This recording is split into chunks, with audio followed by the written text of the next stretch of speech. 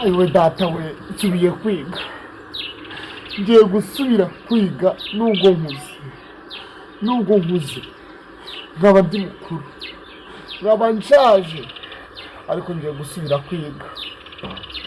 Reka mbabwire, nanze kujya kwiga ndi mutoya ngo kubera ngo ubukene, ngo kubera ngo ndi umukene, ngo nta kintu nzabona, ngo reka mpinge, ngo norore, ngo ngire iki, ngo nzakizwa n'ibyo. Ariko reka mbabwize ukuri, simbabeshye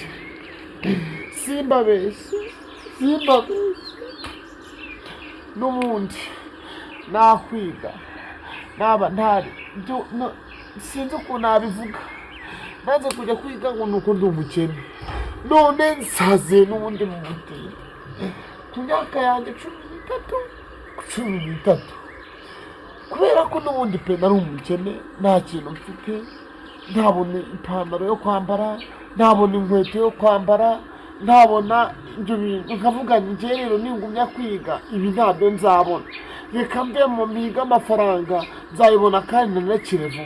Reka mbabwire ukuri, ndahondagurwa biranga. Kandi ikintu njye kimbabaza kimwe cyonyine ni uko abana twiganye n'abari mu buzima nk'ubwanyu, ntabwo ari njye wari ufite ubuzima bubi njyenyine.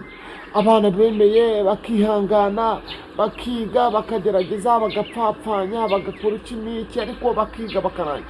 Bamwe bamaze gukira, harimo rwose bakora kwa muganga, harimo bamaze kuba abanyamakuru, harimo mbega byarabahiye. None umva ikintu kimbabaza, hari abo twiganye nasizemo, navuyemo, dore bamwe ni abarimu.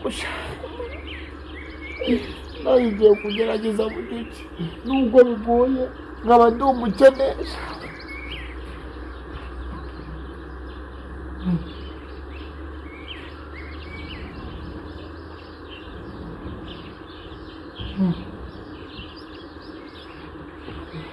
Nubwo bigoye nkaba ndi umukene, nkaba nta kintu mfite, nkaba mfa Mana Nyagasani.